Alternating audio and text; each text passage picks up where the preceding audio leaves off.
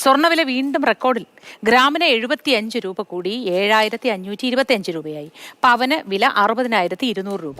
ആഗോള വിപണിയിലെ കുതിപ്പാണ് ആഭ്യന്തര വിപണിയിലും വില ഉയരാൻ കാരണം.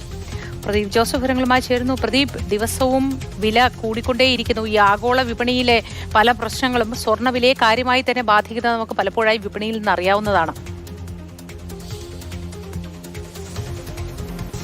അതെ, ഇന്ന് ഒറ്റ ദിവസം കൊണ്ട് പവന് 600 രൂപയുടെ വർധനമാണ് ഉണ്ടായിരിക്കുന്നത്. അങ്ങനെ 60,200 രൂപയാണ് ഒരു പവൻ സ്വർണ്ണത്തിൻ്റെ വില എന്ന് പറയുന്നത്. അതേസമയം പണിക്കൂലി മറ്റ് നികുതികൾ എല്ലാം കൂടി ചേർത്ത് ഒരു പവൻ സ്വർണ്ണാഭരണം വാങ്ങണമെങ്കിൽ ഏതാണ്ട് 64,000 രൂപയോളം കയ്യിൽ വേണ്ട ഒരു സ്ഥിതിയാണുള്ളത്.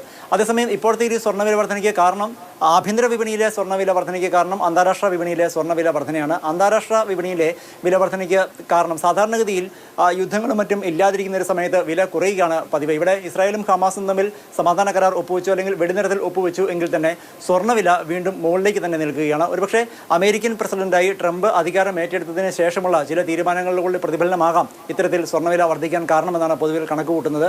മറ്റൊരു കാരണം എന്ന് പറയുന്നത് ഡോളറിൻ്റെ വില മുകളിലേക്കാണ്. അതേസമയം രൂപയുടെ വില അനുദിനം ഇടിഞ്ഞുകൊണ്ടിരിക്കുകയും ചെയ്തു. ഇതിനിടയിലും സ്വർണ്ണവില വീണ്ടും റെക്കോർഡുകൾ ഭേദിക്കുന്നു. വരും ദിവസങ്ങളിലും സ്വർണ്ണവില മുകളിലേക്ക് തന്നെ ആയിരിക്കാനാണ് ഇങ്ങനെയാണെങ്കിൽ സാധ്യത എന്നാണ് വിപണി വൃത്തങ്ങൾ നൽകുന്ന സൂചന.